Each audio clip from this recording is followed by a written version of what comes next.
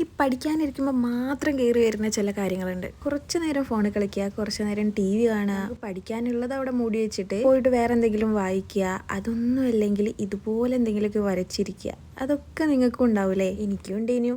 ഈ പഠിക്കാൻ സമയത്ത് മാത്രം വരുന്ന അങ്ങനത്തെ ഒരു കാര്യങ്ങൾ അപ്പം കുറച്ച് ചീത്തൊക്കെ കേൾക്കെങ്കിലും നമുക്കത് ചെയ്യാതിരുന്നാൽ പിന്നെ പഠിക്കാനുള്ള ബാക്കി മൂടേ ഉണ്ടാവില്ല. പറഞ്ഞു വന്നത്, നിങ്ങൾക്ക് ഡ്രോയിങ് ചെയ്യാനോ പെയിൻറ് ചെയ്യാനോ ഒക്കെ നിങ്ങൾക്ക് തോന്നുന്നുണ്ടെന്നുണ്ടെങ്കിൽ പഠിക്കുന്ന സമയത്ത് മാത്രമല്ല അല്ലാത്ത സമയത്തും.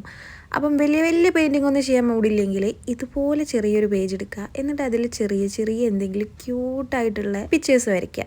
ഇതിൽ വരയ്ക്കാനുള്ള പിക്ചേഴ്സ് നിങ്ങൾക്ക് അറിയില്ല എന്ന് പറഞ്ഞിട്ട് ഫോൺ എടുത്തിട്ട് ഗൂഗിളിലും പിൻട്രസ്റ്റിലൊക്കെ പോയി നോക്കാൻ നിൽക്കണ്ട. നിങ്ങളുടെ മൈൻഡിൽ വരുന്ന പിക്ചർ എന്താണോ അത് നമ്മൾ ഇമാജിൻ ചെയ്തിട്ട് അങ്ങോട്ട് വരയ്ക്കുക. അങ്ങനെ നമ്മൾ കുറച്ചൊക്കെ വരച്ച് കഴിയുമ്പം താനേ നിങ്ങൾക്ക് തന്നെ അതിനോടുള്ള ഒരു മൂഡ് പോയിട്ട് പിന്നെ നിങ്ങൾ പഠിക്കാതിരുന്നുള്ളൂ. അപ്പം പഠിത്തം കഴിയും, നിങ്ങൾക്ക് കുറച്ച് സ്റ്റാമ്പ്സ് കിട്ടും ചെയ്യും. ഇനി ഈ സ്റ്റാമ്പ്സ് എന്താ ചെയ്യേണ്ടതെന്ന് അറിയാത്തവരാണെന്നുണ്ടെങ്കിൽ നിങ്ങൾ സ്കൂളിൽ അന്നന്ന് നടക്കുന്ന കാര്യങ്ങളൊക്കെ ഒരു ബുക്ക് എടുക്കുക, കിടക്കുന്നതിൻ്റെ മുന്നേ ചെറുതായിട്ടൊന്ന് വരച്ചേക്കേ. അതല്ലാന്നുണ്ടെങ്കിൽ ഇതുപോലെ എന്തെങ്കിലും സ്റ്റാമ്പിലൊക്കെ വരച്ചിട്ട് അതൊന്ന് ഒട്ടിക്കേ. അതും അല്ലാന്നുണ്ടെങ്കിൽ എഴുതി വെക്കുക.